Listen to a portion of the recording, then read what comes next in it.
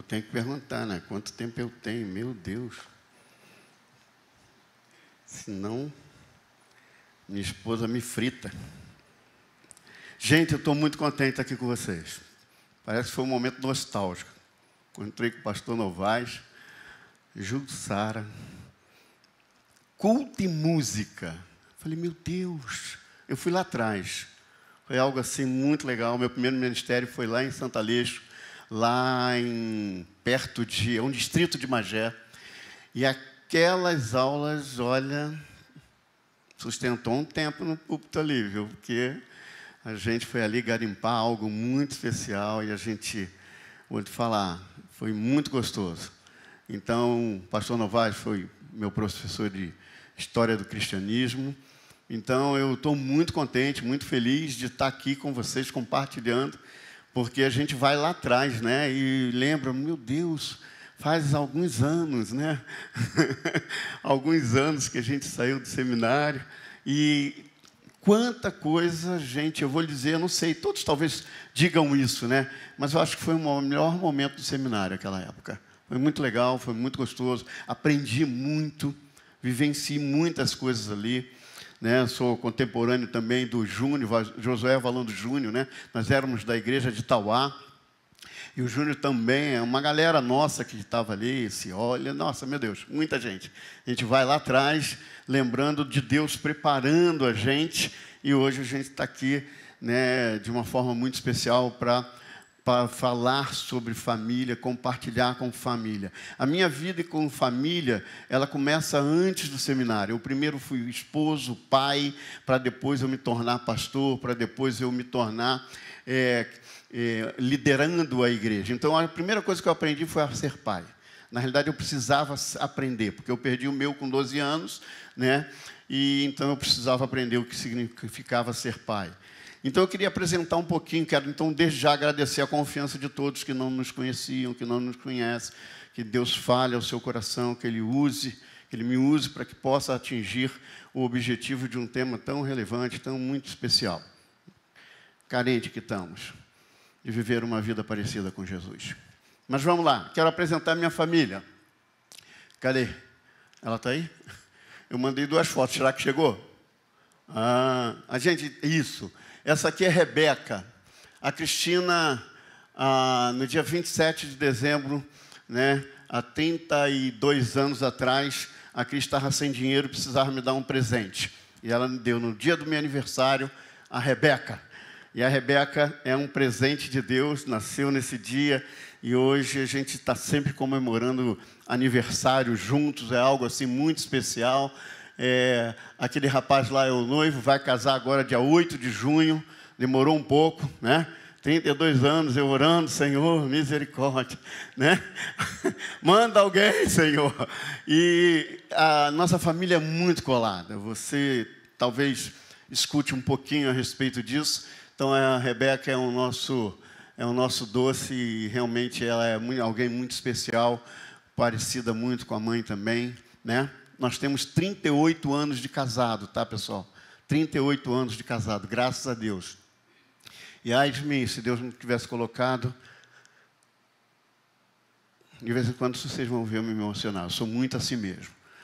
Se Deus não tivesse me colocado a Cristina na minha vida, né? Eu Marcos, antes Cristina e depois Cristina, graças a Deus. E agora o Fabrício, pode mandar, esse Fabrício, de toda a família, ele é o único músico na família, ninguém mais, ninguém, pense em uma família que não tem, é ele. Ele é o único cara, ele toca guitarra, ele faz Villa-Lobos, ele é aquela pessoa que veio com esse dom, com essa característica. Hoje está na Igreja da Vida Plena, né? Lá em Curitiba, em São José dos Pinhais, casada com a Recauzinha, filha do pastor Cedro. Hoje você está vendo o Fabrício aí, assim, desse jeito. Fabrício é um prematuro de 5 meses e meio, que nasceu com 5 meses e meio. Cristina entrou em trabalho de parto com 5 meses e meio. O Fabrício perdeu todas as funções na frente de um médico que Deus já havia providenciado por estar curioso de um prematuro estar vivo com aquela idade. Quando ele chega lá, Fabrício perde as funções, ele massageia, oxigênio, traz aquela questão toda, e Fabrício hoje é esse homem maravilhoso, um amigo, um filho, um parceiro, né? E quando ele foi para Curitiba, ele tinha 162 quilos, 164. Hoje Fabrício tem 80, perdeu metade dele, né? E é um cara assim que uma força de vontade muito especial. A nossa família tem uma característica de ser muito unida mesmo. Essa é a nossa família que eu queria apresentar para vocês. Foi o que Deus me deu de mais especial que eu tenho nessa terra, se chama minha família. Gente, se tinha uma coisa para não dar certo, era a gente. Né? Eu e a Cris era um troço meio complicado, né? A Cris era uma pessoa, na época, muito ciumenta. Eu tinha moto. E, de vez em quando, ela falava assim, quem é que está atrás de você? Eu falei, é a sombra, eu não tenho como tirar ela. Né? De tão ciumenta que ela era. Né? Então, a gente sempre teve uma... Né? Era muito um oposto ao outro. Hoje, a gente se tornou muito parecido. Mas era muito oposto. E, graças a Deus, Deus nos uniu. E nós temos essa família muito abençoada. Dentro dessa família, não está aí na foto ainda, mas tem o Maurício. Maurício, que Maurício é esse? Quando nós estávamos em Santo Aleixo, a gente fez uma programação para as pessoas conhecerem, ou seja, aqueles que não eram membros de igreja iam passar um final de semana na casa de família que era da igreja. E o Maurício foi lá para casa. O Maurício foi lá para casa, passou o sábado, o domingo, a segunda, a terça, a quarta, a quinta. Eu falei, Maurício, você quer vir morar aqui? Ele diz assim, posso? Eu falei, se seu pai e sua mãe deixar. Ele tinha um pai que era dependente de álcool e uma mãe que tinha alguns problemas psíquicos. E Maurício foi morar lá em casa. Ele passou a ser o nosso filho. Vocês não têm ideia de quem era o Maurício. E Maurício aprendeu o que é ter uma família quando ele foi lá para casa. O Tauan, nós temos um trabalho na igreja chamado 30 Semanas. E o Tauan fez parte desses 30 semanas. E desses 30 semanas, todo mundo, algumas pessoas dão um testemunho. Tauan, o pai dele foi embora com 2 anos de idade. Então, a orfandade era muito grande nele. E a gente fica muito feliz que no testemunho dele, ele diz que a gente veio para ressignificar o que significa família para ele. Nós temos um negócio muito profundo com família. Nós amamos família. Nós amamos muito família. E eu louvo a Deus, porque antes de ser qualquer pastor, Ele me fez primeiro ser pai. Vamos lá. Vamos lá. Seguir a Jesus, esse é o tema, em casa. Gente, seguir Jesus em casa. Isso tem uma profundidade muito grande, você está muito ligado. Eu botei essa capa aí porque é o ano da igreja de consolidação, tá, gente? Então, ser iguais a Jesus em casa. Isso remete a gente a uma reflexão muito profunda de quem temos sido nós dentro da nossa casa. Essa é a primeira coisa. Quem sou eu? Quem eu reflito dentro do meu lar, da minha casa, né? O que significa ser igual a Jesus dentro de casa. E eu trouxe algumas meditações a respeito disso para compartilhar com você. Primeiro, ser igual a Jesus em casa significa ter um abrigo na tempestade. Provérbios 14, 26 diz, no temor do Senhor há firme confiança, e os filhos terão um lugar de refúgio. Os seus filhos tem um lugar de refúgio, porque quando a gente age como Jesus, a gente tem um lugar de refúgio. A gente tem um lugar onde que nós nos abrigamos, né? Todos nós enfrentamos tempestades na vida, porque a vida não é fácil. A vida não é fácil. Vem chuva, derrama tudo sobre nós. Eu, no outro dia, estava vendo uma coisa no Facebook muito interessante. Era um lugar que estava o tempo muito fechado. Irmãos, uma queda d'água de uma nuvem somente em cima do carro. Tem dia que a gente está assim. Parece que só chove em cima da gente. Os outros está tudo sequinho. Mas na gente está caindo uma tempestade. E eu entendo que seguir Jesus em casa, né, ser igual a Jesus em casa, significa ter um lugar de refúgio. ter um lugar contra tempestades. A tempestade que nós enfrentamos hoje, podemos ver algumas delas, por exemplo, mudanças são tempestades. Passamos a vida constantemente mudando. A vida da gente é uma constante mudança. Mudamos de faixa etária, mudamos faculdade, mudamos de endereço, mudamos de profissão, de trabalho. Nós vivemos em grande mudança e essas mudanças, muitas das vezes, são tempestades. Muitas das vezes, as pessoas não se preparam, por exemplo, para um ninho vazio. Os filhos estão indo embora. E aí a gente começa a perceber que os casais já não se conhecem mais. Pensa bem, uma pessoa trabalha 30 anos, acorda às 6 horas da manhã, dependendo do lugar, chega em casa por volta de 6 da noite, 7, dependendo de onde você trabalha, prepara tudo para o outro dia, vai dormir de novo. Isso 30 anos. 30 anos. Daqui a pouco os dois se aposentam. E começam os dois a viver juntos de novo. E aí começa a crise, porque já não se conhece mais. Por quê? Isso é mudança. Isso se torna uma tempestade. Eu atendi uma vez um casal que falava, pastor, eu acordei de manhã cedo toda a minha vida. E ela quer caminhar 6 horas da manhã. E eu quero dormir 6 horas da manhã, essa mulher está batendo panela. Eu só vou caminhar com ela depois das 9, eu não vou acordar cedo. Ou seja, você vê como é que é? É a mudança.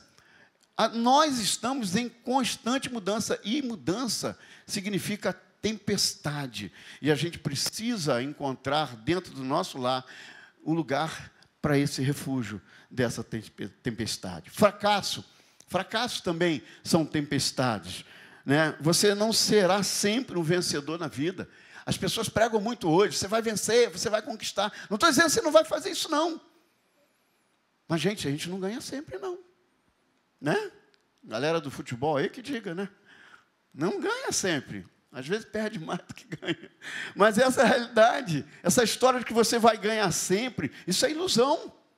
Então, nós precisamos ter um ambiente próprio, né? Um lugar para abrigo, né? Diante dessas tempestades da mudança, do fracasso, né? E a gente fala lá em casa o seguinte, o fracasso sem esforço é inconcebível. Mas o fracasso com esforço é um passo para uma vitória. Porque a gente, é através disso aí que a gente vai conquistando mais coisas. Eu me lembro de uma vez que houve um fracasso lá em casa, né? Vou compartilhar isso com você. Compartilhei hoje lá no curso CMI, lá na igreja, conhecendo mais a igreja, falando a respeito de trazer o céu para a terra, esse amor, né? E eu me lembro que chegou o final do ano e eu virei para o meu filho e falei assim, e aí, filhão, como é que foi? Passou? Não, passei, tranquilo, beleza, tá? Falei, bom, legal, passou, vamos embora. E aí, quando chegou janeirão, que eu fui lá fazer a matrícula, a diretora falou assim para mim, ô pai, o Fabrício passou de ano, não. Eu falei, não? Tá bom. Saí, eu morava a 6 quilômetros do colégio, a minha casa. E eu falei para o papai assim, Senhor, eu preciso que o Senhor trabalhe no meu coração. Porque nesse momento se instalou um espírito homicida. E a hora que eu chegar lá, eu vou matar esse cara. Eu só preciso saber como. E eu falei, Senhor, o Senhor precisa trabalhar em mim. Foram 6 quilômetros, Deus trabalhando. Quando eu cheguei em casa, eu virei para ele e falei assim, por que você mentiu para mim? E ele falou assim, fiquei com medo de te decepcionar. Aí eu falei, a decepção não está em não passar de ano. Seu pai repetiu 2 anos. A decepção está em você não compartilhar comigo o seu fracasso.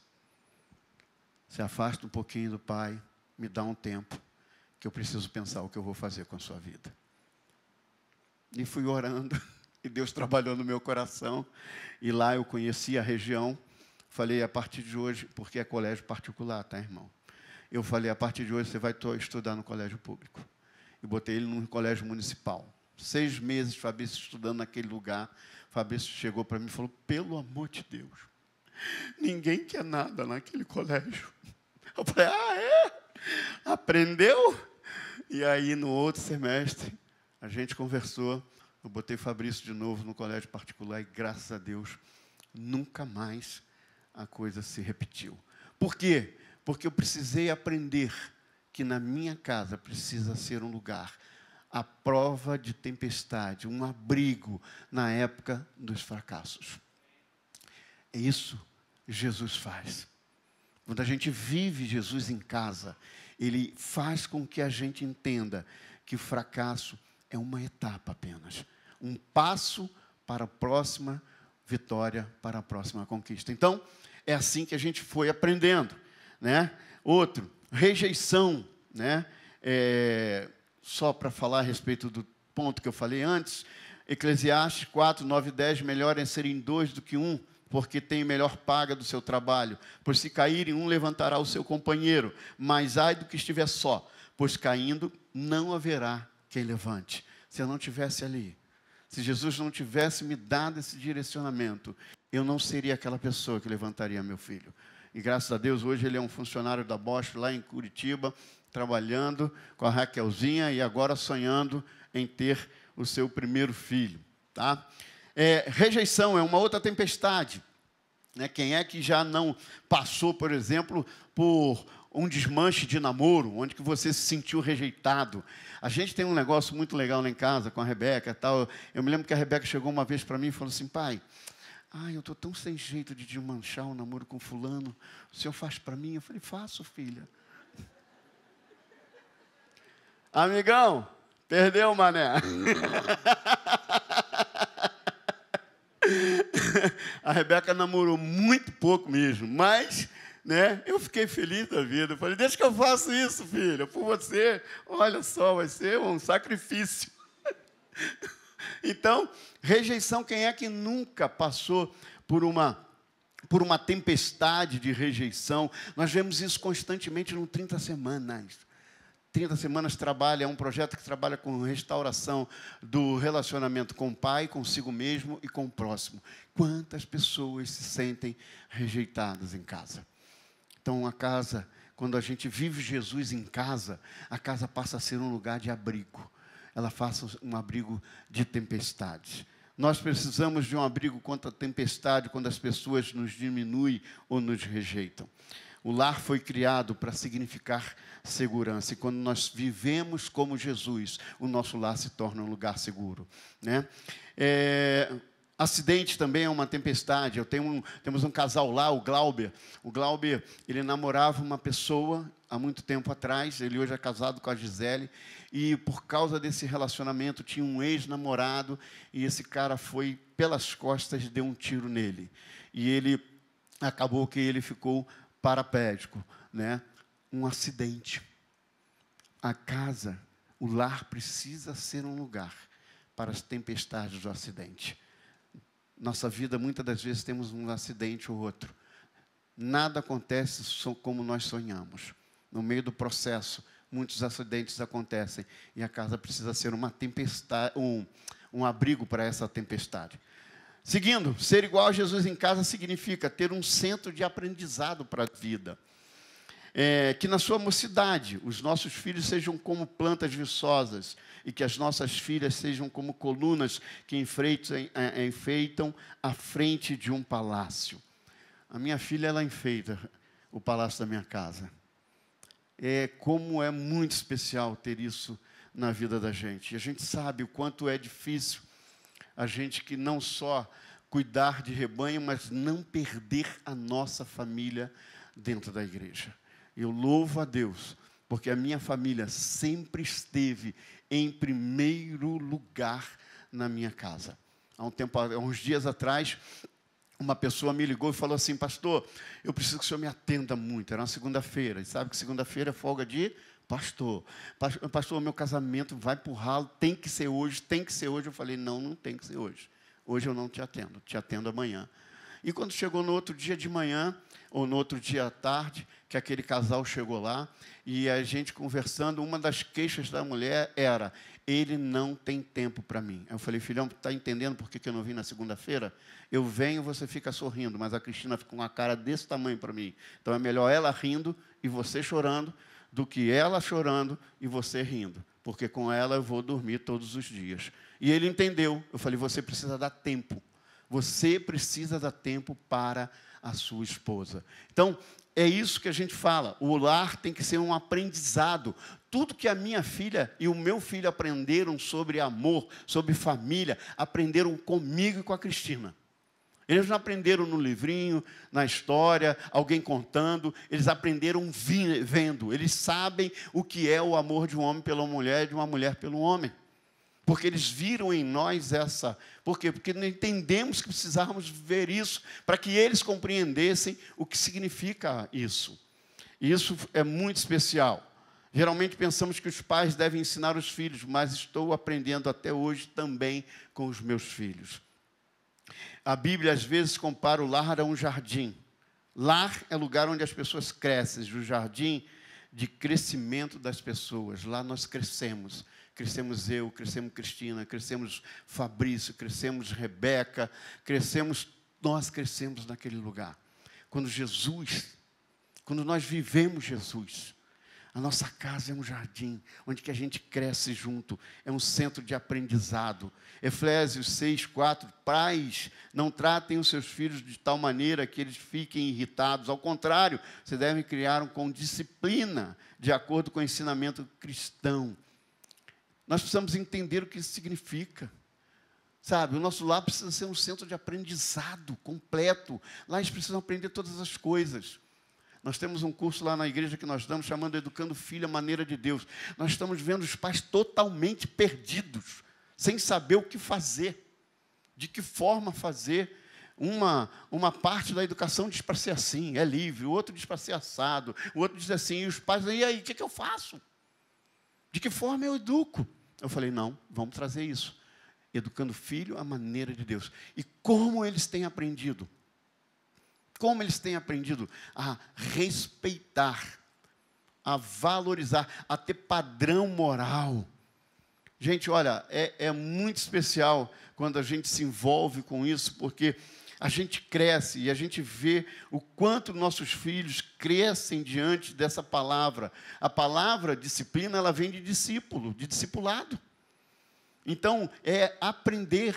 Eu estou ensinando meu filho, eu falo para o pessoal, gente, vocês precisam entender que vocês são treinadores. Meu filho uma vez chegou e falou assim, eu não vou mais te amar. Eu falei para ele, eu não preciso do seu amor, eu preciso do seu respeito. Até mesmo porque a gente só ama aquilo que respeita. E tem pai, às vezes, se entregando a isso. E com isso, a gente foi vivenciando a cada dia o crescimento, entendendo que eu estou treinando, é que nem um jogo de futebol. Né? Eu não sei qual é o time do Novaes, não me lembro. Quer falar? Não entendi o sorriso ali, pastorzão, não entendi o sorriso ali, entendeu? A minha esposa também é vascaína, né?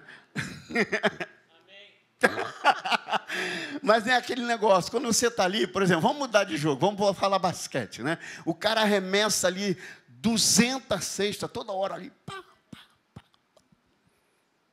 E o técnico fala, ó, não, ajeita o pé, faz assim, começa a moldar ele treinando. Nós fazemos isso com nossos filhos, nós treinamos eles. A nossa casa tem que ser um centro de treinamento. E aí depois, com o tempo cresce, o que acontece? O cara vai para o jogo, e ele começa a jogar. E aí já é aquele momento que o técnico já não pode estar mais lá dentro do campo. Aí ele pede tempo, traz o cara para cá, fala, meu filho, você está fazendo errado, você aprendeu assim, assim, faz desse jeito. Vai lá. E ele volta. E aí ele começa a fazer o ponto de novo. Nós somos essas pessoas. Nós precisamos entender que nós treinamos nossos filhos para ser bons adultos. Porque é onde que ele vai passar o maior tempo da sua vida. Então, nós não treinamos boas crianças. Nós treinamos e preparamos bons adultos. Quando você está treinando seu filho, precisa conduzi-lo por 3 estágios. Controle dos pais, controle de si mesmo e controle de Deus. Deus deseja que as nossas famílias sejam o centro de aprendizado para a vida. Sua família está preparando o seu filho para a vida ou está estragando para a vida? O fato da gente dar aos nossos filhos aquilo que nós não temos, não quer dizer que nós estamos preparando bem. Eu sou o que sou, pela falta que tive. Eu sou o que sou porque eu não tive um pai com 12 anos de idade. Eu sou o que sou pela ausência de muitas coisas que fez com que a vida... E a gente é bobo, né? Eu me lembro que teve uma vida que eu passei assim também, uma parte. Eu dava, Fabrício, eu gostava de patins. Dei patins para o Fabrício. Fabrício nunca andou de patins. Eu dei skate para o Fabrício, eu me amarrava em skate. Fabrício nunca andou de skate. Eu falei, meu Deus, eu estou dando presente para mim ou eu estou dando para ele? E a gente começa a aprender, porque a gente está treinando eles. Diz o texto em Lucas 2,52, que Jesus crescia em sabedoria, estatura, em graça diante de Deus e dos homens. Jesus crescia em 4 maneiras. Sabedoria, isso é, crescimento intelectual. Em estatura, isso é, em crescimento físico. Em graça diante de Deus, isso é, crescimento espiritual. E em graça diante dos homens, isso é, crescimento social. Quando nós vivemos Jesus em casa, nós passamos por esse processo. Nós vivemos esses 4 estágios, crescemos em todos esses aspectos.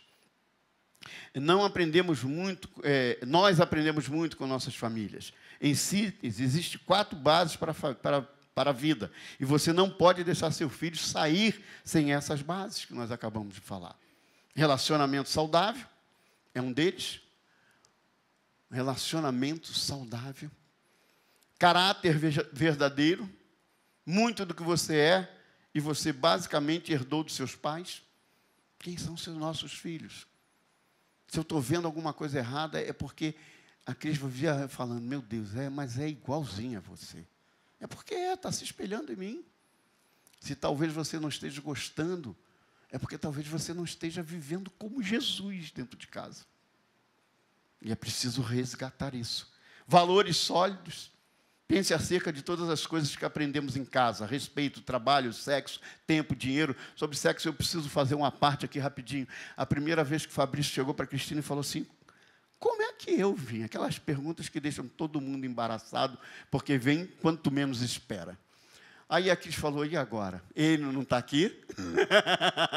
Ele não está aqui, como é que eu vou explicar esse negócio? E ela sentou com ele e começou a conversar, é assim e tal, e foi falando claramente, na linguagem dele, piruzinho do papai, e foi falando. E na hora da ejaculação, ela ficou pensando, e agora, como é que eu vou falar esse negócio? Aí ela lembrou de um detergente de coco que estava em cima da pia. E ela falou assim, botou um pouco na mão e falou, olha, chega uma certa hora que o papai elimina um líquido parecido com esse que vem com o espermatozoide, nem na cabeça dele e tal. Fabrício nunca mais perguntou, porque lá ele aprendeu, foi treinado. Ele não precisou de ir em qualquer outro lugar para aprender da maneira certa. Meu amigo, sente, converse com seu filho em todos os aspectos. Valores sólidos, só Jesus nos ensina. Amém? Estamos juntos ainda? O que é que você tem transmitido aos seus filhos? A fé verdadeira? Você já ouviu alguém dizer, eu não vou impor meus valores espirituais aos meus filhos, vou deixar que eles escolham por si mesmos. A maior insensatez é essa, irmãos. A maior insensatez, olha só o que diz em 2 Timóteo. Recordo-me da sua, 1,5. Recordo-me da sua fé não fingida, que primeiro habitou em sua avó Loide, em sua mãe Eunice, e estou convencido de que também habita em você. Isso vem de pai para filho. Eu é que preciso apresentar Jesus para os meus filhos. Estas palavras, diz lá em Deuteronômio 6,7, as ensinarás a teus filhos, e dela falarás sentado em tua casa, andando pelo caminho, ao deitar-se e ao levantar-se. A gente não educa o nosso filho na hora de tensão. Na hora de tensão, a gente só pensa numa coisa, disciplina. E muitos pensam em palmada ou castigo. Isso não é discipular. Isso não é fazer ele aprender. Então, a gente precisa entender que é toda hora, a todo momento. Educar dá trabalho. Se você não quer ter trabalho, não tenha filho. Porque isso requer muita coisa. Requer uma tomada de postura, de conversa, de compartilhar. Se vamos botar numa creche, se não vamos terceirizar a educação ou não vamos. O que nós vamos fazer? Não tem jeito. Se você não quer ter trabalho, meu amigo, não tenha filho. Porque o que Deus está botando na sua mão se chama propósito. Ele tem uma razão de existência para ele. E você vai conduzir isso. É você que vai treiná-lo para que ele chegue e cumpra esse propósito. Olha só que dado estarrecedor. Uma criança, em média, assiste a TV cerca de 1.000 horas por ano. Se você é um brasileiro comum, quando você chega aos 18 anos de idade, você assistiu 18.000 horas de TV. Se você chega aos 65, você acumulou 9 anos e meio assistindo televisão. Se você, por outro lado, arrasta os seus filhos para a igreja, e eles vão à igreja uma vez por semana, por 65 anos, isso representará 8 meses de ensino bíblico. Percebeu o quanto que a gente está concorrendo? Eles estão assistindo 9 anos de televisão, enquanto nós levamos ele para a igreja só 8 meses durante uma era. Gente, isso é estarrecedor. Nós precisamos repensar muita coisa. Quando Jesus vive em nós, em casa, quando nós somos iguais a Jesus em casa, a televisão é destronada, o centro é Ele. Ele é a razão da nossa existência. Ele é o nosso propósito. Nós precisamos rever essa postura de celular, de na mão. Gente, eu uso celular também, tá? Por favor, eu uso tablet, né? Não carrego, dependendo do lugar, não carrego a Bíblia, estou aqui com o meu tablet. Se você acha eu menos crente ou não, posso fazer nada, mas eu fico imaginando o apóstolo Paulo dando de cara com esse negócio aqui. Meu Deus, tem várias versões. Nossa, quanta... né? Agora, a gente não, as pessoas, não é isso que eu estou falando, mas muitas das vezes são eles que estão sendo educados através disso. Horas e horas. E o pai não gasta tempo com o filho treinando. O pai não gasta, a gente sempre gastou tempo lá em casa com o filho, gente. Isso tem preço? Tem. Claro que tem, não estou dizendo que não tem preço, não. Mas o meu maior investimento de tempo, hoje eu estou colhendo.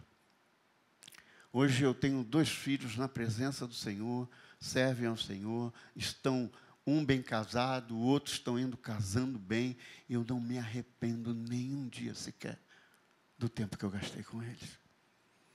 Do tempo que eu chegava na escola e falava para o diretor, pode chamar a Rebeca? Eu preciso resolver um problema com ela hoje. A Rebeca descia, eu falei, senta aí, eu tinha uma moto. E eu saía de Santa Lígia para vir trabalhar no Rio de moto. Senta aí, tu hoje vai rodar o Rio comigo de moto. Vamos trabalhar. E a gente passava um dia inteiro. Muitas das vezes meu filho, isso aconteceu muito, ele saía junto comigo. E eu dirigindo, ele junto comigo, ajudando. E uma vez a gente parou no sinal aqui na Suburbana, e ele estava assim, fazendo carinho na minha cabeça. Não vai? Eu falei, cara, o carinho está maneiro. Mas a galera do lado está achando que a gente é gay. Mas, pode continuar com o carinho que está mais gostoso. Gente, gastar tempo. Tempo. Eu quero investir meu tempo com a minha família. O meu legado é eles. Ele é o meu legado. Eu ter a oportunidade de eu e a Cris virar a chave e construir algo que vai permanecer para as próximas gerações, que vai impactar o legado das próximas gerações. Amém? Ser igual a Jesus em casa significa um lugar para curtir.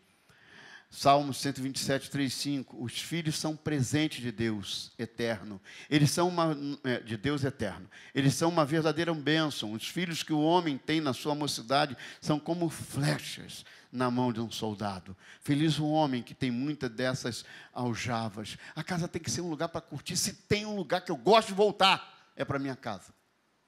Não tem um dia que eu não quis voltar para dentro da minha casa. Não tem um dia que eu nunca ansiei em voltar para perto da minha esposa. E a gente tinha nossas comunhões intensas também, irmãos. Mas eu nunca achei que a minha casa não fosse o melhor lugar para eu voltar. Ela sempre foi e sempre será o melhor lugar, porque lá eu posso curtir. Lá nós brincamos, na minha casa nós brincamos. Várias vezes você vai ver a gente brincando, rindo. A vizinhança deve ficar meio atordoada, a gente mora em casa. Então, tudo que você fala sai para todos os 4 cantos, né? E a gente brinca mesmo, a gente zoa, a gente se diverte, a gente joga, a gente faz de tudo. Porque é um prazer. Eu preciso curtir a juventude dos meus filhos.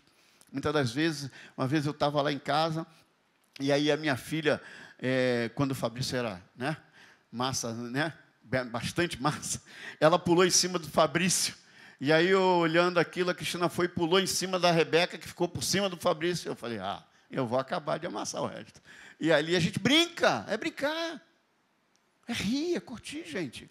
Uma família que não tem isso, eu não estou vivendo Jesus. Porque eu vejo Jesus com prazer, com alegria. Faça da sua casa esse lugar. Muitos lares chegam ao ponto de serem o centro de aprendizagem, e o pai pensa que o centro de aprendizagem é um quartel. Não, não é um quartel, não. A minha sogra que dizia, né? Meu sogro era militar, e ela vivia dizendo para ele, olha, a sua casa não é um quartel. Isso aqui não é os seus soldados. Porque há essa mistura. Então, a sua casa tem que ser o melhor lugar. Você tem se divertido com seus filhos, tem se alegrado com sua família, tem assistido um bom filme com ele, tem sentado em torno de algo que faz com que você ria. Tem um jogo lá em casa que eu acho que vocês conhecem, é lógico, Imagem e Ação, né? Eu gosto de jogar com o Tauan, porque a gente ganha todas. A gente é muito bom nisso, e elas são muito ruins. A gente ganha todos eles, e a gente morre de rir, porque é gostoso. Quanto tempo faz que você não senta para brincar e rir com seus filhos? Vai esperar fazer isso com o neto? Sei nem se eu vou estar aqui. Eu tenho que fazer agora. Agora. Aproveite com a vida, Eclesiastes 9:9. Aproveite a vida com a mulher que você ama. Provérbios 5:18. Portanto, alegre-se com a mulher, com a sua mulher, e seja feliz com a moça com que você se casou. Nada me traz tanta felicidade depois de Jesus do que a minha esposa. Ela sabe disso. Ela é uma parte da fonte da minha alegria. E eu não estou falando isso para rasgar seda, não. Ela é isso para mim.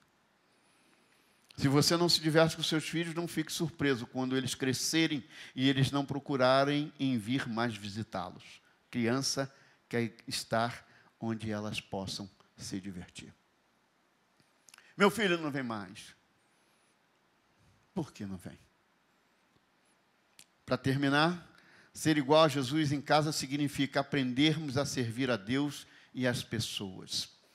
O texto diz, lá em 1 Coríntios 16:15, vocês conhecem Estéfanes e a sua família? Eles foram como os primeiros cristãos convertidos na Acaia e têm se dedicado ao serviço do povo de Deus. Você provavelmente nunca pensou na sua família como um time ministerial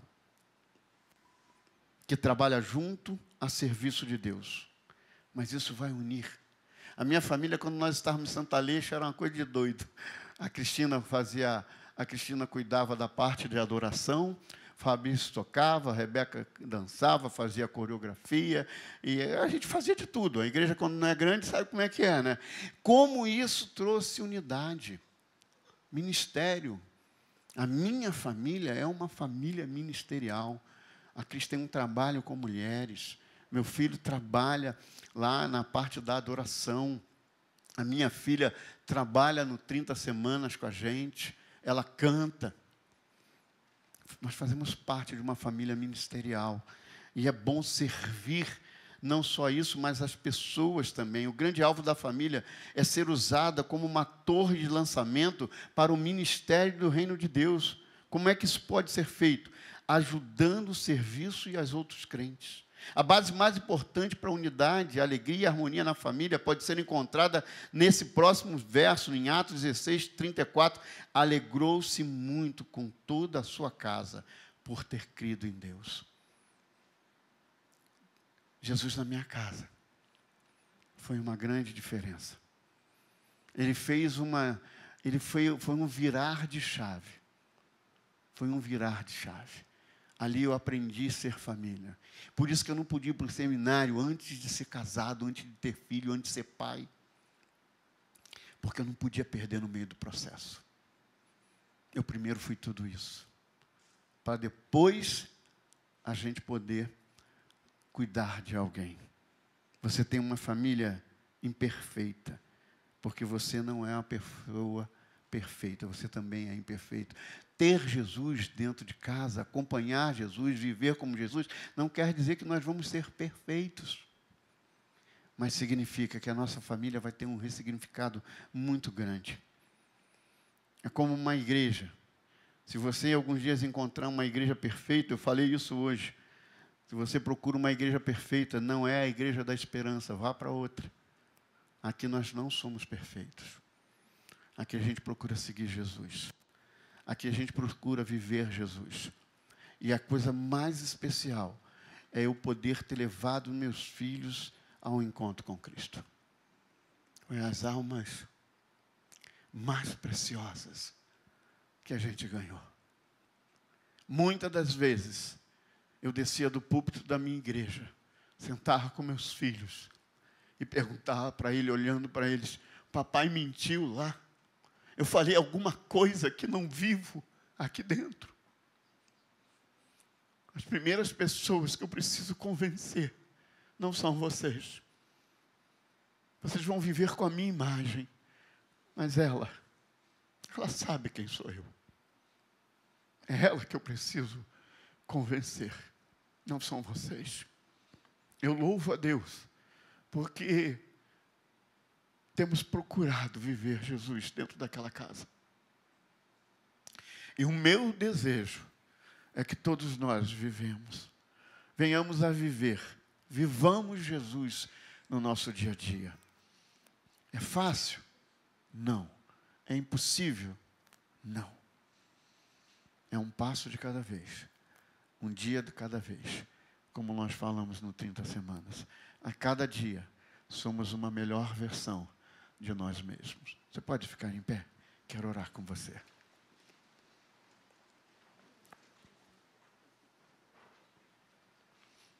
Quero orar pela sua família,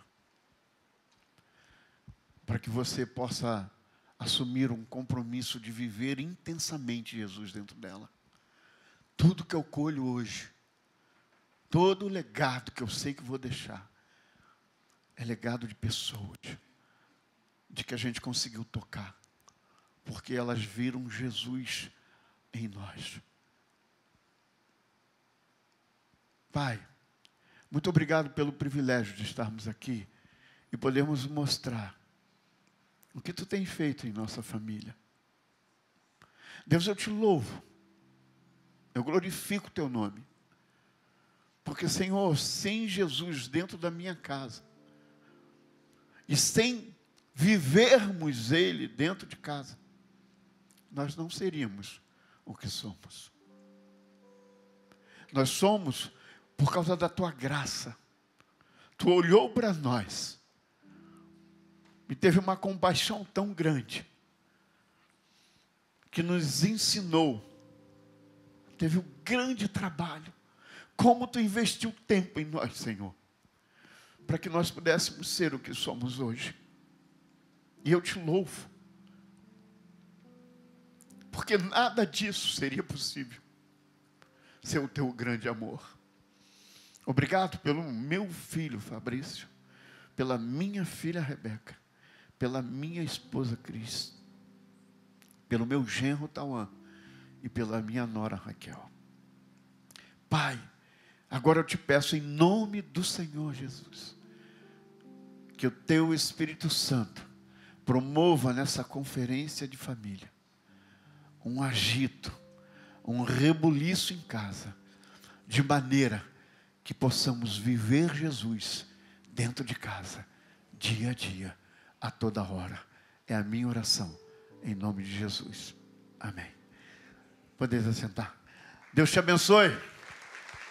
Obrigado, pastorzão, pastora. Obrigado, meu irmão, por nos